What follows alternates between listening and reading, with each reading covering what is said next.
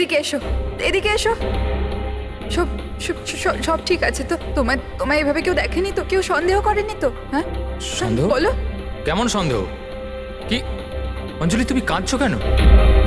আর তোমার চোখগুলো এরকম বসে গেছে কেন? তুমি এত কাঁদছো কেন? কি হয়েছে? তুমি আমায় জিজ্ঞাসা করছো কি হয়েছে? তুমি জানো না কি হয়েছে? আমি কি করে জানবো কি হয়েছে? আমি তো এইমাত্র বাড়ি এলাম। রঞ্জন, তুমি পাগল হয়ে গেছো নাকি আমায় পাগল বানাচ্ছো? এত বড় ঘটনা ঘটে গেল আমাদের সাথে আর তুমি এমন বিহেভ করছো যে যেন কিছু হয়নি। কি কি খেলা খেলছো তুমি? কি খেলা আরে আমি খেলছো কোনো তুমি? খেলা খেলছি না। কি তখন থেকে বলে চলেছো তুমি? রঞ্জন, কিছু ঘন্টা আগে তুমি খুন করেছো। কি? ওই লাশটা টুকরো করে ওই টুকরোগুলোকে পুকুরে ফেলে দিয়েছো আর তুমি এমন বিহেভ করছো যেন কিছু হয়নি। মনে করো তুমি কেন এমন বিহেভ করছো? অঞ্জলি, তোমার কি হয়েছে? কিছু নেশা টেশা করেছো নাকি তুমি? হ্যাঁ, পাগলের মতো কথা বলছো। আরে কি খুন, কি মার্ডার, কি কি এসব? What is wrong with you? এক মিনিট, তোমার জামায় রক্ত, তোমার জামায় তো রক্ত, আর আর মাথায়, তোমার মাথায় তো চোট লেগেছিল। আর এইসব তুমি জামা কোথায় চেঞ্জ করলে? কোথায় গেল এই সব কিছু? কত রক্ত পাগল হয়ে লেগেছিল। গেছো তুমি? আজ সকালে এই জামাটা পরেই তো গিয়েছিলাম অফিসে। এখন টায়ার্ড হয়ে এত রাতে অফিস থেকে বাড়ি এসেছি, টেনশনে রয়েছে, তুমি উল্টোপাল্টা বলে যাচ্ছ, ইরিটেট করছো আমাকে। আর এইসব কি গল্প তৈরি করছো খুন টুনের? হ্যাঁ রঞ্জন, ভালো করে মনে করো। হ্যাঁ, তুমি আমায় কল করেছিলে আর তুমি খুব ঘাবড়েছিলে। রঞ্জন, তুমি কাঁদছো কেন? সব ঠিক আছে তো? তখনই তুমি নিচে আসতে বলে আর সাথে টুল বক্স আর পরিষ্কার করার কাপড়ও নিয়ে যেতে বলেছিলে। অঞ্জলি। রঞ্জন, এটা কি করে হলো? এত রক্ত, এই চোট, আর তুমি এই সব জিনিস কেন আমাকে আনতে বললে? অফিস থেকে গাড়ি করে বাড়ি আসছিলাম তো রাস্তায় একটা মেয়ে আমার থেকে লিফট চাইলো। আমি ওর সাহায্য করতে গেলাম তো আমার উপর হামলা করে দিল, আমার উপর। আর আর আমি নিজেকে বাঁচানোর জন্য আমি ওর খুন করে দিয়েছি। অঞ্জলি, আমাদের এই লাশটাকে কোথাও একটা লুকাতেই হবে। ওই লাশটা আমরা শহরের বাইরে একটা পুকুরের কাছে নিয়ে গেলাম।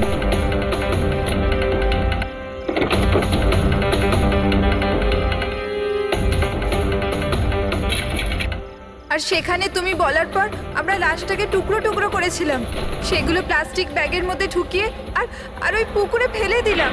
আর তারপরে তুমি আমার বাড়িতে ড্রপ করে দিলে আর তুমি বলেছিলে যে তুমি একটু পরেই বাড়ি চলে আসবে।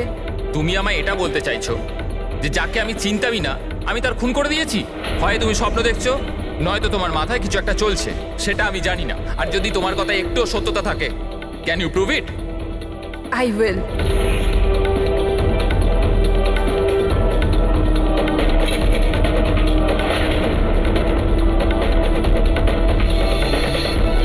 এই দেখো, আর এই দেখো। এবার বলো, প্রুফ চেয়েছিলে না তুমি? এই দেখো প্রুফ। এবার বলো, এই জামাগুলোতে রক্ত কোথা থেকে এলো? এমনটা নয় তো যে এগুলো তুমিই করেছো আর তুমি আমাকে ফাঁসানোর চেষ্টা করছো? আচ্ছা, এবার আমি বুঝতে পেরেছি। তোমরা সবাই মিলে আমার সাথে ইয়ার্কি মারছো না তো? ওখানে অফিসেও আমার কলিগেরা 1 মাস ধরে উল্টো পাল্টা বলেই চলেছে যে আমি তোকে ওখানে দেখেছি, আমি তোকে এখানে দেখেছি। আর আমি বলে বলে হাঁপিয়ে যাচ্ছি যে আমি ওখানে ছিলামই না। কিন্তু এখন যেটা তুমি করছো না, এটা কিন্তু ভুল করছো। এইসব একটা ইন্টেলিজেন্স চক্রান্ত, যেটা তুমি প্ল্যান করেছো। তুমি খুন করেছো অঞ্জলি, আর তুমি এটাতে আমাকে ফাঁসাতে চাও। আমি যাচ্ছি পুলিশের কাছে, সিআইডি কে ডাকবো। ছাড়ো। কেন এমন করছো? রঞ্জন, তুমি খুন করেছো, তুমি সিআইডি কে কেন ডাকছো?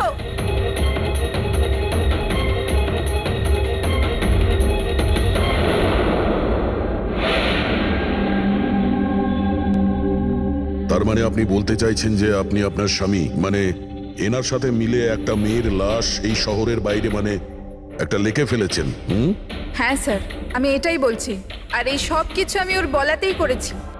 কিন্তু আপনার স্বামী তো বলছেন ইনি কিছু জানেনই না। ইনফ্যাক্ট উনি আমাদের এখানে ডেকেছেন। স্যার, এই মহিলা সব উল্টোপাল্টা বলছে। আমাকে ফাঁসানোর চক্রান্ত হচ্ছে আর এও তাতে জড়িত। উল্টোপাল্টা আমি নয়, উল্টোপাল্টা এ বলছে।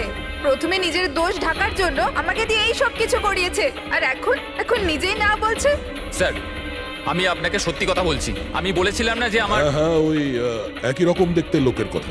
যে আপনার বন্ধু অ্যালেক্সরা আপনার মতো দেখতে লোকের সঙ্গে দেখা করছে, কিন্তু এটা মনে হচ্ছে না যে আপনার এই গল্পটা সত্যি কম আর কাল্পনিক বেশি লাগছে। স্যার এই লোকটা আপনাদের মিথ্যে বলছে, আমি সত্যি বলছি। ইনফ্যাক্ট আপনারা তো জানেনও না যে কি হয়েছিল। এমন কি হয়েছিল?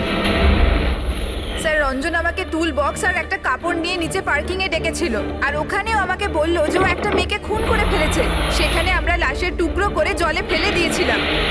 স্যার প্লিজ আমায় বিশ্বাস করুন স্যার, একই রকম দেখতে একটা লোক এরকম করছে, আর না হলে সবাই মিলে চক্রান্ত করছে যেটাতে আমাকে ফাঁসানো হচ্ছে। এক মিনিট, এক সময়ের জন্য চুপ থাকুন, আর আপনি আপনার গাড়ির চাবিটা দিন এক্ষুনি, এই মুহূর্তে। আর এখান থেকে লিখে যাব। একবার এই এভিডেন্সগুলো ফরেন্সিক ল্যাবে যাক, তাহলেই আমরা জেনে যাব যে আপনাদের দুজনের মধ্যে কে সত্যি বলছে আর কে মিথ্যে বলছে।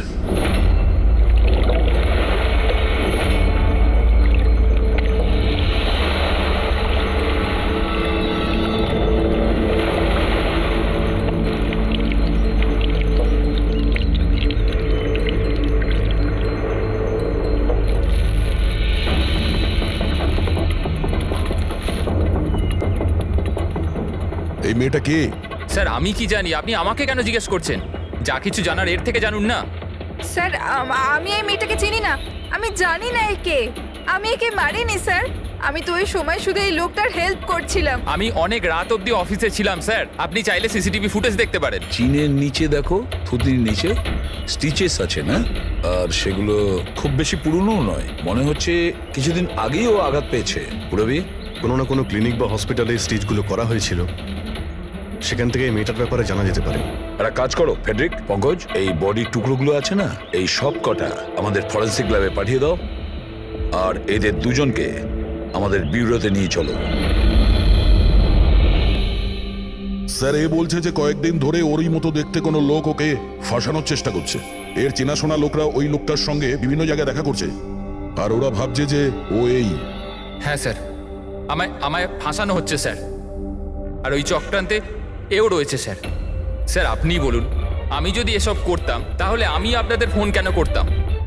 স্যার এখন অবধি আমি আপনাদের যা বলেছি সবকিছু প্রমাণ হয়েছে তো। লাশ তো পাওয়া গেল লেকে, আর ওর গাড়ির ডিকিতে রক্ত পেলেন তো। স্যার আপনি নিজেই বলুন, যখন এতটা সত্যি আমি বলেছি, তাহলে এখন মিথ্যে আমি কেন বলবো? আমাকে ফাঁসানোর জন্য স্যার, আমি বলছি স্যার এটা চক্রান্ত স্যার, আমাকে ফাঁসানোর জন্য। ব্যাস ব্যাস, কে কি কাজ করেছে আর করেনি সেটার খোঁজ আমরা করব। শুধু একটা কথা মনে রাখবেন, যে আমাদের সন্দেহ শুধু আপনাদের দুজনকে। বাট স্যার আমি কিচ্ছু করিনি, আমি নির্দোষ। আমি হতে পারে হয়তো আপনি খুন করেননি, কিন্তু লাশকে টুকরো টুকরো করে লেকে ফেলে দেওয়া এটাও কিন্তু বড় অপরাধ, বুঝেছেন আপনি? স্যার সিসিটিভি ফুটেজ পেয়ে গেছি।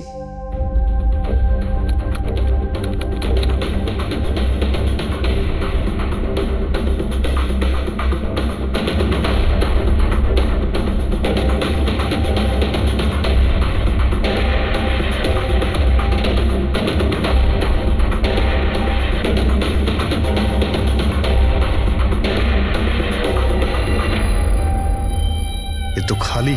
কিন্তু স্যার আমি সত্যি কথা বলছি, আমায় বিশ্বাস করুন, আমি ছিলাম অফিসে। আমি বুঝতে পারছি না কেন আমায় দেখা যাচ্ছে না স্যার। মিস্টার রঞ্জন, আইন বিশ্বাসের উপর চলে না, প্রমাণ চাই। আপনার অফিসের যে ফুটেজ সেটা সবার সামনে, আপনি ওখানে নেই, তার মানে এটাই হচ্ছে যে আপনার মিসেস যেটা বলছে সেটাই সত্যি।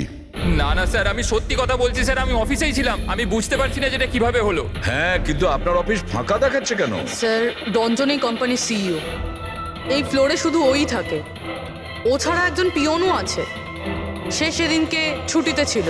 আচ্ছা, রঞ্জন বাবু ঠিক ওই দিনেই আপনার পিয়ন অ্যাবসেন্ট কেন? স্যার আমি সত্যি বলছি স্যার, আমি অফিসে ছিলাম। মিস্টার রঞ্জন, নিজেকে নিরপরাধী প্রমাণ করবার জন্য কোনো রকম প্রমাণ আপনার কাছে নেই, বুঝেছেন? আরে কুন্দন, ভালো হয়েছে তুই এসে গেছিস ভাই। এরা বলছে যে আমি কারো খুন করেছি। আরে আমি কাউকে কিভাবে মারতে পারি বল না, বোঝা না ভাই। এ করতে পারে না স্যার। স্যার এর জীবনে একটা মাছি পর্যন্ত মারেনি। হ্যাঁ এটা ঠিক যে ও মাঝে মাঝে খুব রেগে যায়, রাগকে কন্ট্রোল করতে পারে না।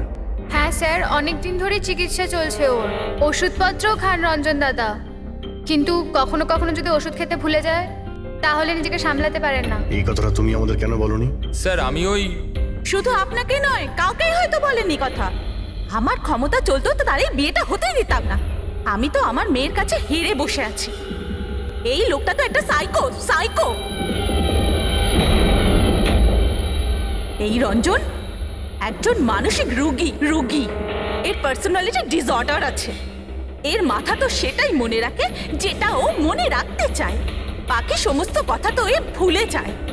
হতেই পারে স্যার যে খুনটা এই করেছে আর ভুলে গেছে।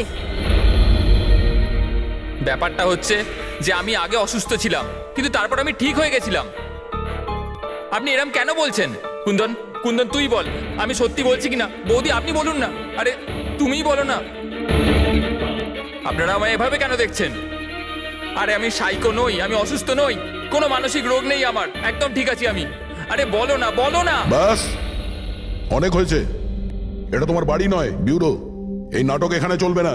একটা কাজ করো, পাশের ঘরে গিয়ে এনাদের বসাও। যান, ওই দিকটা যান যান।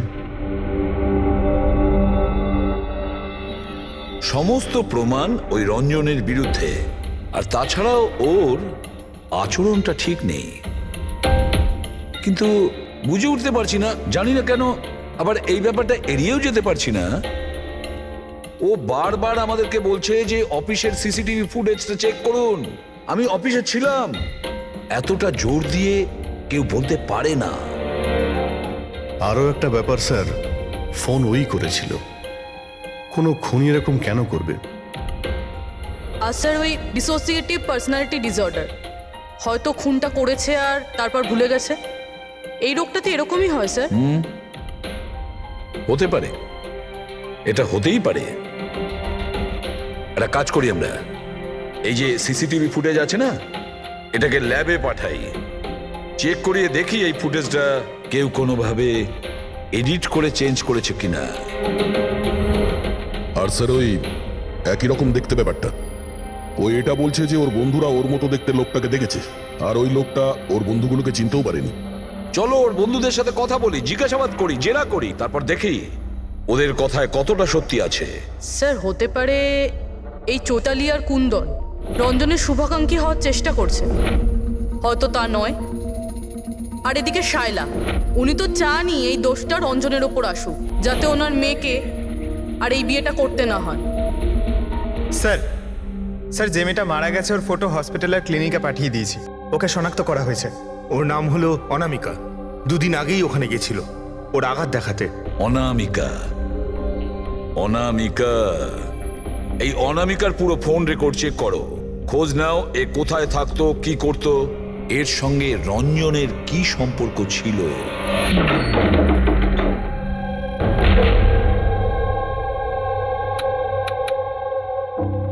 স্যার অনামিকা হসপিটালে এই অ্যাড্রেসটাই দিয়েছিল। এবার কি করি? দেখা যাক, কোনো প্রমাণ নিশ্চয়ই পাবো। একটু আশেপাশে দেখো কোনো প্রতিবেশী আছে কিনা। হ্যাঁ,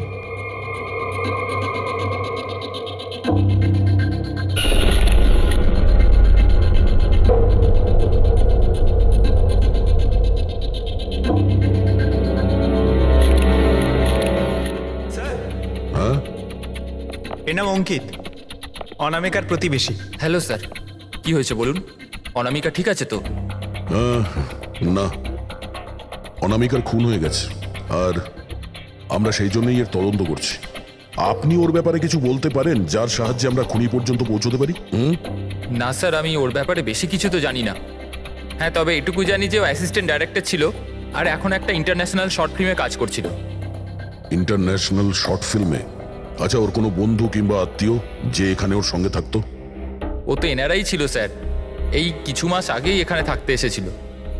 আমি তো ওর পরিবারের কাউকে দেখিনি। হ্যাঁ, ওর একটা বয়ফ্রেন্ড ছিল যার সাথে ও ঘন্টার পর ঘন্টা ফোনে কথা বলতো।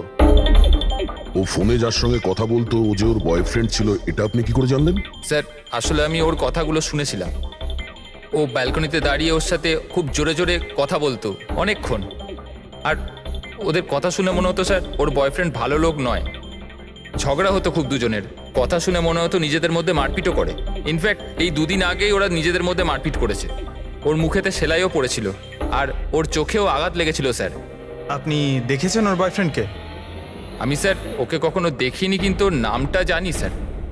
আচ্ছা, কি নাম কি ওর? রঞ্জন। রঞ্জন?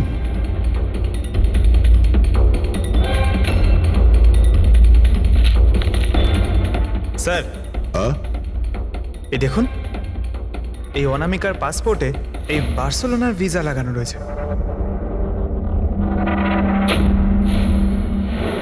বার্সেলোনা? এ কি স্পেনে যেতে চাইছিল নাকি? স্যার অনামিকা স্পেন থেকে এসেছিল স্যার, আমি ওদের কথা শুনেছিলাম। স্যার ও বিরক্ত হয়ে গেছিল রঞ্জনের জন্য, সারা জীবনের জন্য স্পেন ফিরে যেতে চাইছিল। স্যার আমার মনে হয় ওর খুন রঞ্জনই করেছে। ও চাইতো না যে ও স্পেনে চলে যাক।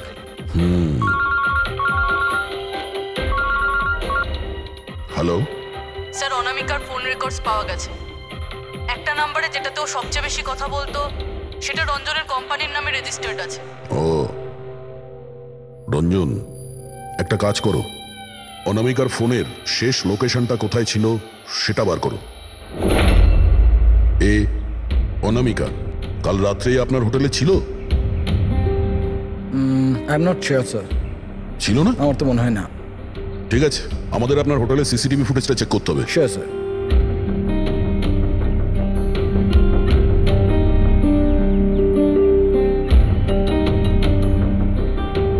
এই তো অনামিকা।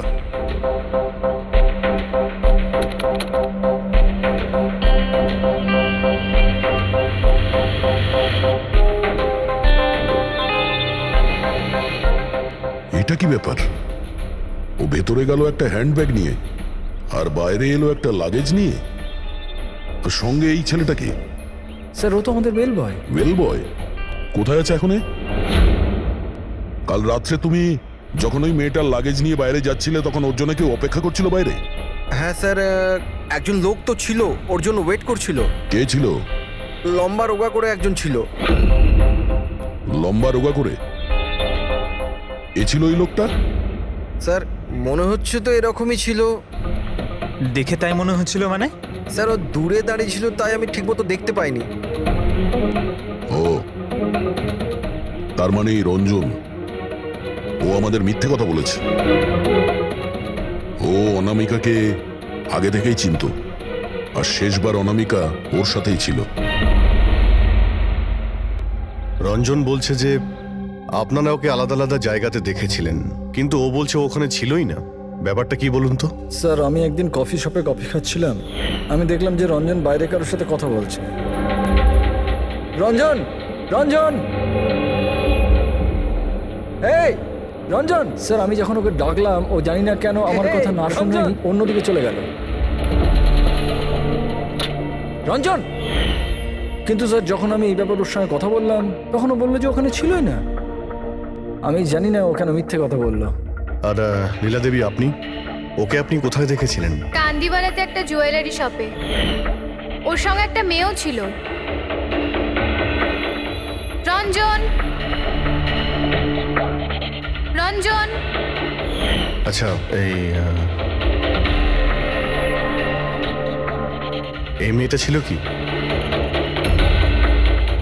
হ্যাঁ স্যার, এই মেয়েটাই ছিল। কিন্তু যখন ওর সঙ্গে আমি ফোনে কথা বললাম, বলতে শুরু করলে আমি তো ওখানে ছিলামই না। আর তোমার সঙ্গে কি এটাই ঘটেছে? হ্যাঁ স্যার, ও বাজারেতে আমার সামনে দিয়ে যাচ্ছিল, আমি ওকে হাত দেখালাম, হাই বললাম, মদন রে, কিন্তু ও সরাসরি আমায় ইগনোর করলো, অটোতে বসলো, চলে গেল। এদিকে দেখ ভাই, আমি রঞ্জন, রঞ্জন! ঠিক আছে, thank you very much. Sir এদের কথা শুনে মনে হচ্ছে রঞ্জন ইচ্ছে করে ওদের সামনে এসেছিল আর এরকম বিহেভিয়ার করেছে। কিন্তু অভিজিৎ, কি কারণ হতে পারে? এরকম ব্যবহার কেন রঞ্জন করেছিল? না না না না, কিছু না কিছু গোলমাল তো নিশ্চয়ই আছে অভিজিৎ। যেখানে যেখানে এরা রঞ্জনকে দেখেছে না, দেখি ওখানে কোনো সিসিটিভি ফুটেজ পাওয়া যায় কিনা।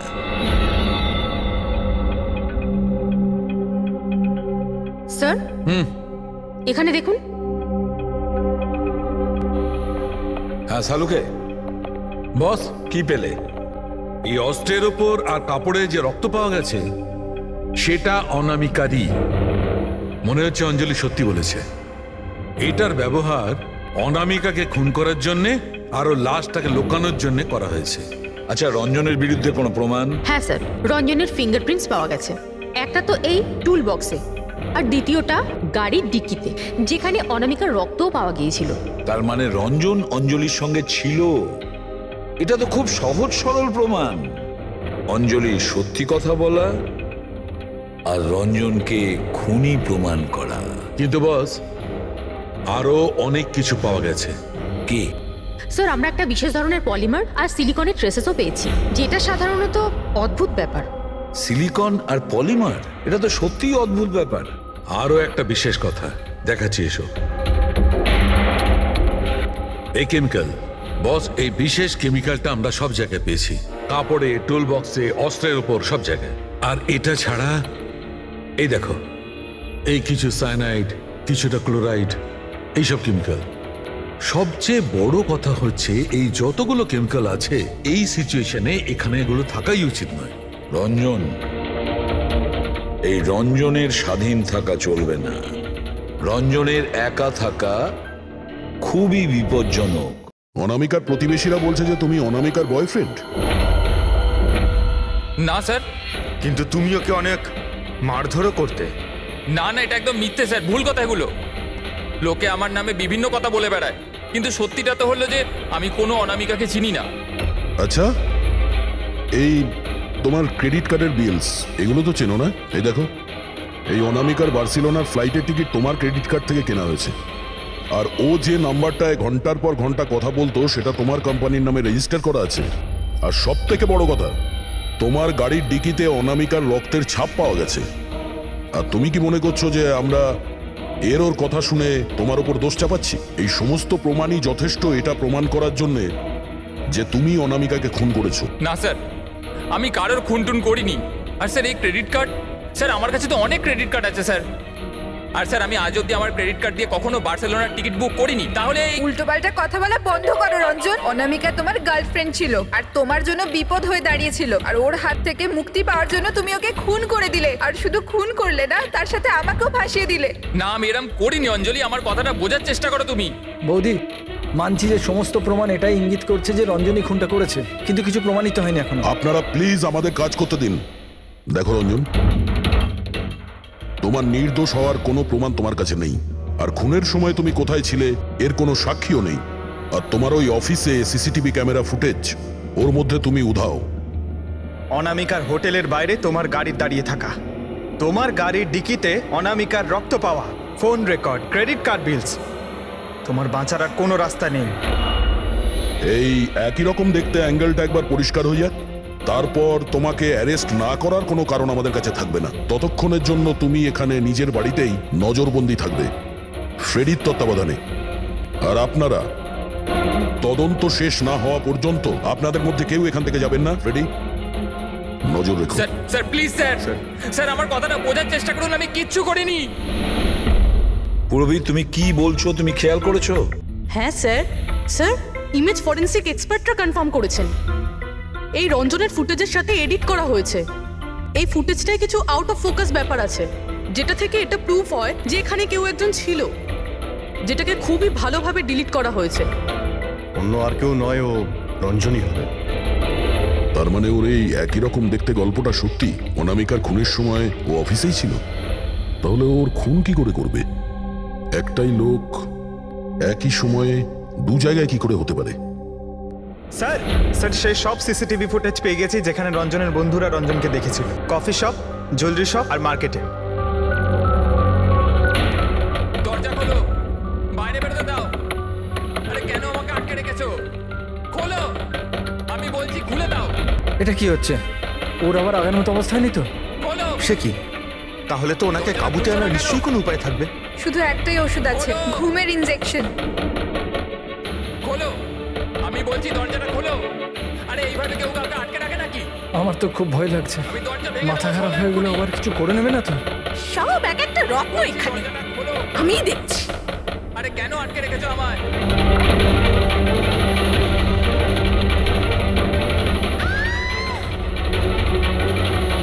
এই রঞ্জন, এই রঞ্জন, রঞ্জন দাঁড়াও বলছি। মা, হলো? আমি ডাক্তারের খবর দিচ্ছি। হ্যাঁ, তুমি ঠিক আছো তো মা? ও মাই গড, কি করে লাগলো তোমার? স্যার এটা কফি শপের ফুটেজ।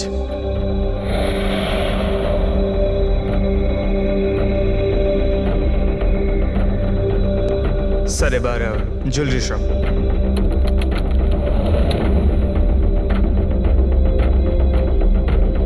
এটার সঙ্গে অনামিকাও ছিল। এখনো পর্যন্ত সবকিছু তো নর্মালি লাগছে।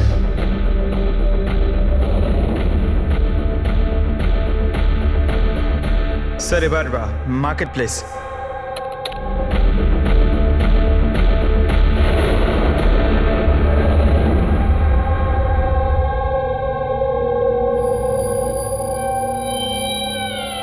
পঙ্কজ, একটু রিওয়াইন্ড করো।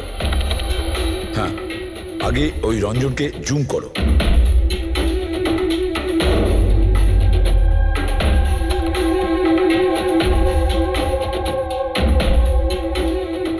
এই দেখো, এর হাঁটা চল একটু আলাদা। ও অন্য ধরনের জুতো পরে রয়েছে।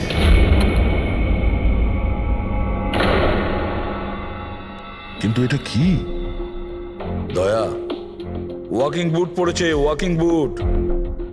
যার পায়ের হাড়ে কোনো প্রবলেম থাকে না, সে ওই ওয়াকিং বুট পরে। কিন্তু রঞ্জনের পা তো একদমই ঠিকঠাক আছে। সেটাই তো, এটা তো হতেই পারে না। তাহলে ও কি? হ্যাঁ সালুকে বলো, কি এখনই? আচ্ছা ঠিক আছে, আমি আসছি। সালুকে ফরেন্সিক ল্যাবে ডেকেছে, এখনই যেতে হবে। চলো। হ্যাঁ ফেডরিক বলো, কি বললে তুমি? ঠিক আছে, হ্যাঁ ওখানেই থেকো। ফ্রেডরিক বলছিল রঞ্জন পালিয়ে গেছে শাইলার ওপর আঘাত করে। কিন্তু ফ্রেডি তো ছিল ওখানে। সেটাই তো। একটা কাজ করো দা, তুমি আর পঙ্কজ ওখানে চলে যাও, আমরা ফরেন্সিক ল্যাবে যাচ্ছি। আচ্ছা সালুকে, তুমি রঞ্জনকে গ্রেফতার করতে বারণ করেছিলে, ব্যাস ও তো ওদেরকে আঘাত করে পালিয়ে গেছে। আর তুমি এখানে এসব কি করছো? এখানে এখানে এরকম মিউজিয়াম সাজিয়েছো কেন? মিউজিয়াম নয় বস, তাহলে এটা হচ্ছে সেই ধাঁধাটার জবাব যেটা আমরা সলভ করতে পারিনি। হ্যাঁ, রঞ্জন পালিয়ে যাওয়াতে আমার খুব আফসোস হয়েছে, কিন্তু আই এম শিওর তোমরা ওকে ঠিক ধরে ফেলবে। তোমাদের মনে আছে ওই যে কেমিক্যালটা আমরা ক্রাইম স্পটে পেয়েছিলাম? তো তার সঙ্গে ওর কি সম্পর্ক? সেটা আমি আপনাদেরকে বলছি। আপনি কে? এ হচ্ছে জগৎ। এক মিনিট, সবকিছু বুঝতে পারবে বস। বেহুল। Hi sir. এবার এর সঙ্গে আবার এই কেসের কি সম্পর্ক? আপনারা ওর সাথে একটু মন দিয়ে কথা বলুন, দেখুন সবকিছু জানতে পারবেন। এটা বলুন তো যে আপনি কে, আর এই কেসের সঙ্গে আপনার কি সম্পর্ক? এক মিনিট। এনার চোখগুলো দেখে তো কেমন যেন একটা মনে হচ্ছে। শুধু চোখই নয়, এনার তো পুরো মুখের মধ্যেই কিছু গোলমাল আছে অভিজিৎ, ফেসের ওপরে গোলমাল আছে।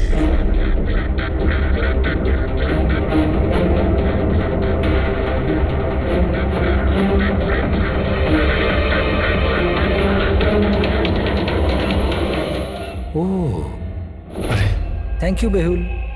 এটা কি? আমি বলছি বস, ওই কেমিক্যালস যেটা ক্রাইম স্পটে পাওয়া গেছিল, আসলে ওই কেমিক্যালটা এই ধরনের মাস্ক আর নকল রক্ত তৈরি করতে কাজে লাগে। বিশেষ করে এই সিলিকন মাস্ক, যেটা ওই সিনেমাতে ব্যবহার হয়। সব থেকে বড় ব্যাপার হচ্ছে এর মধ্যে চোখের পাতা থাকে না, আর চোখের জন্য এখানে গর্ত একটা থাকে আসল মুখের মতো, যাতে যে এটা পড়বে তার আসল চোখটা এই গর্ত থেকে বেরিয়ে এসে যাতেও দেখতে পায়। আর স্যার, এটাকে বানানো কিন্তু অত সহজ নয়। হাই কোয়ালিটির সিলিকন আর পারদর্শী লোকই এটা বানাতে পারে। লেটেস্ট টেকনিকের জন্য স্যার, এটা যে পড়বে তার যে মুখের ভাব, সেটাই মাস্কে ফুটে উঠবে। এর থেকে তো একটা কথা পরিষ্কার অভিজিৎ, কেউ রঞ্জনের মতো দেখতে হুবহু একটা মুখোশ বানিয়েছে, একটা মাস্ক বানিয়েছে। রঞ্জনের মতো হাইটের কেউ ওরই মুখের মতো কোনো মাস্ক বানিয়েছিল আর লোকেদের বোকা বানাচ্ছিল। হ্যাঁ, আর সেই জন্যই সবাইকেও দূর থেকে দেখা দিয়েছিল, কারণ যদি কাছে আসতো তাহলে সবাই বুঝে যেত কোনো মাস্ক পরে আছে। আর স্যার অঞ্জলি, ও তোর সাথেই ছিল, ওর সাথে কথাও হয়েছে, ওর সাথে লাশটা লুকোনোর চেষ্টা করেছে। ওর মুখে রক্তও লেগেছিল, আর ওখানে লাশগুলোকে কাটছিল আর লুকিয়ে রাখার চেষ্টাও করেছিল, তাই হয়তো তাড়াহুড়োতে কোনো খেয়ালই করেনি। আর তাছাড়াও এই যে একই রকম দেখতে না, নিশ্চয়ই ওর পায়ের হাড়ে কোনো প্রবলেম ছিল, তাই ও ওয়াকিং বুট পরেছিল। আর এই মাস্ক তৈরি করাও এত সহজ নয়। স্যার, এই মাস্ক ফিল্ম প্রজেক্টেই কাজে লাগে।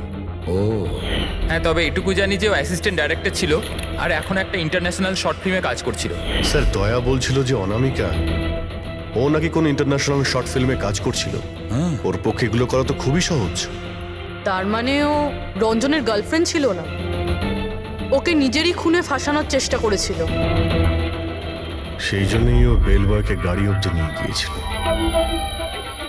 স্যার নিজের প্রতিবেশীর সামনে রঞ্জনের সাথে ফোনে কথা বলার নাটক করেছিল। মানলাম অভিজিৎ, আমি মানলাম, কিন্তু কেউ নিজের মৃত্যুর ষড়যন্ত্র নিজে কেন করবে? মানে আমি বলতে চাইছি, অনামিকা তার নিজের মৃত্যু কেন নিজে ডেকে আনবে? না না না না, কিছু তো একটা গোলমাল আছেই। কেউ তো একজন আছে যে অনামিকাকে শিখণ্ডি খাড়া করেছে, আর সেই পুরো কেসটার মাস্টার মাইন্ড, বুঝেছো? আপনাদের মাথা খারাপ আছে? ফ্রেডি ইনজেকশন নেওয়ার জন্য ভেতরে গেছে আর তোমরা ওই লোকটাকে ছেড়ে দিলে। আমরা তোকে পালাতে দিইনি। আমরা কি দরজা খোলার কি দরকার ছিল? ওই লোকটা যে মানসিক অবস্থা নিয়ে এখান থেকে পালিয়ে গেছে, কে জানে কার সাথে কি করে দেবে। শায়লা দেবীর ওপর হামলা করেই দিয়েছে। স্যার, একটা কথা বুঝতে পারলাম না, ওরা তোমাদের দুজনের সামনে থেকে পালালো আর তোমরা ধরতে পারলে না ওদের? স্যার, আমরা খুব ভয় পেয়ে গেছিলাম, আর সব কিছু এত তাড়াতাড়ি হলো। স্যার, আমরা যদি মাঝখানে আসতাম তাহলে আমাদের উপরও তো হামলা করতে পারতো না স্যার। হ্যাঁ, যেমন ভাবে আন্টিকে হামলা করেছিল আমাদেরও করতে তাহলে। হ্যাঁ, এক মিনিট, শায়লা দেবীর ওপর হামলা? কিন্তু কিভাবে? ওর কাছে অস্ত্র কি করে এলো? এখানে তো কোনো অস্ত্র ছিল না, আমরা সমস্ত অস্ত্র সরিয়ে দিয়েছিলাম। হ্যাঁ স্যার, শুধু ঘরে কেন, কিচেনেও সবজি কাটার কোনো ছুরি পর্যন্ত নেই।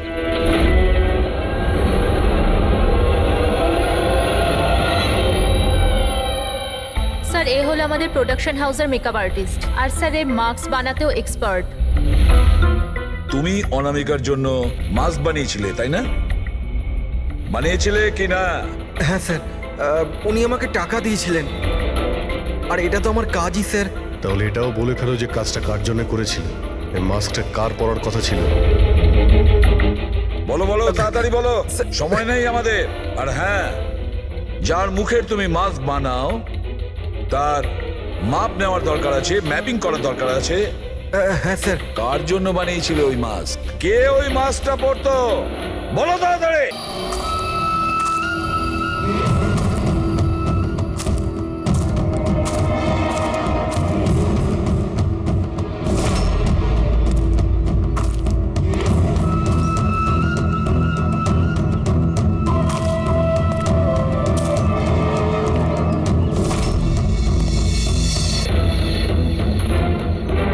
কে তুমি? হ্যাঁ, কে তুমি? কি চাও? কেন আমাকে বেঁধে রেখেছো? আমার তো মনে হয়েছিল আমাকে দেখে তুমি খুব খুশি হবে, কারণ আমিই তো হচ্ছি সে যাকে তুমি খুঁজে চলেছ। তোমারই আর এক রূপ। রূপ? কিন্তু তোমার মুখ তো আমার সাথে মেলে না। কারণ এটাই, আমি তোমার মতন মুখের মাস্ক পরে নেই এখন, নাহলে তুমি আমাকে চিনতে পারতে না যে আসল তুমি না আমি। আর একটা কথা,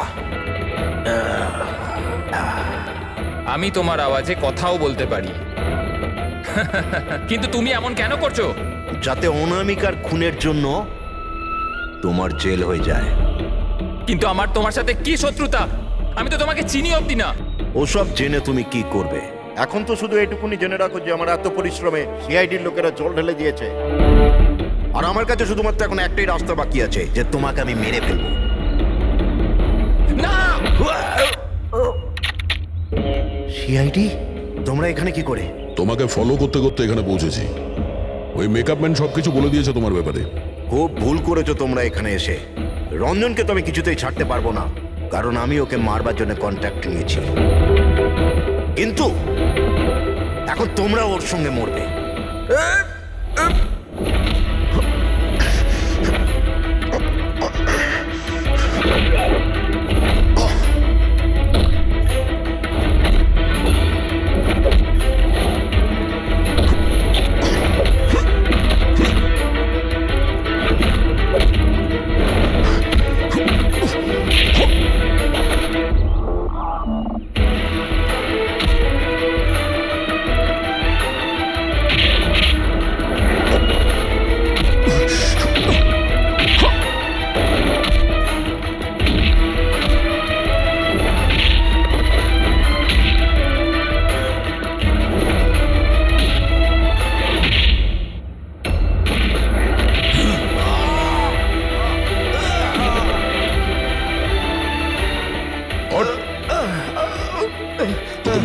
দিয়েছিল?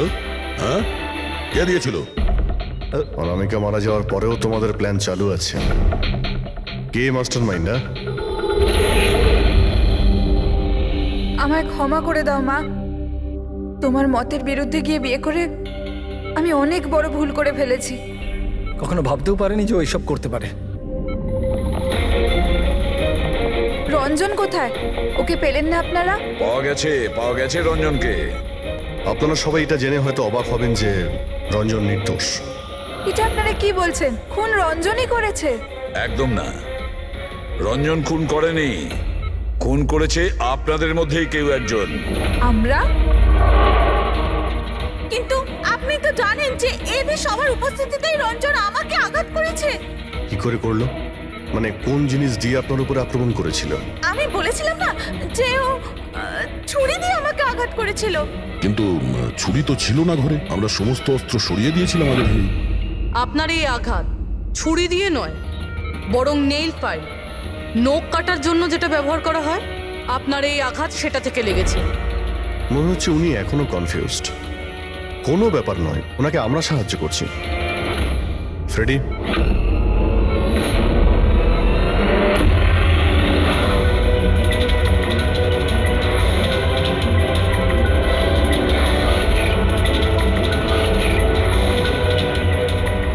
শাইলা ম্যাডাম, আমরা জানতে পেরে গেছিলাম অনামিকার প্রতিবেশী অঙ্কিত এসবের সঙ্গে যুক্ত।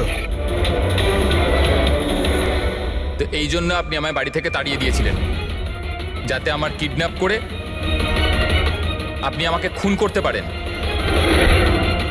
মা, তুমি এই খবরদার, খবরদার যদি আমাকে মা বলে ডেকেছিস তো।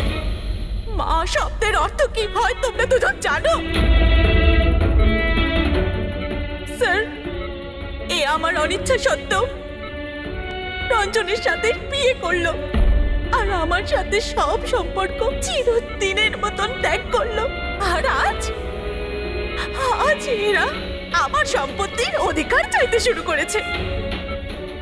এই সব এই রঞ্জনের কাজ। এই উস্কেছে আমার মেয়েকে, আমার একমাত্র সন্তান, নিজের স্বামীর সঙ্গে মিলে ধীরে ধীরে আমাকে বিষ দিয়ে মারতে শুরু করলো।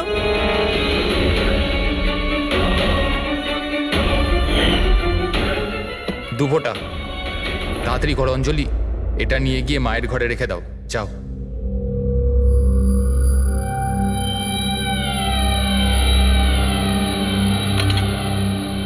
কিন্তু আপনি অনামিকার খুন করলেন কেন? ওর কোনো দোষ ছিল না, কিন্তু আমার কাউকে তো একটু দরকার ছিল এই সব কিছু করার জন্য। কিন্তু আমি এদের দুজনকে শাস্তি দিতে চেয়েছিলাম যে রঞ্জনের ফাঁসি হয়ে যাক আর অঞ্জলির সারা জীবনের মতো জেল। শায়লা দেবী, এদের প্রতি আপনার ঘৃণা আপনাকেও এদেরই মতন অপরাধী বানিয়েছে। এদের দুজনের তো শাস্তি হবেই, আপনার প্রাণ নেওয়ার চেষ্টা করেছে বলে। কিন্তু আপনারও কঠোর থেকে কঠোরতম শাস্তি হবে অনামিকাকে খুন করার অপরাধে।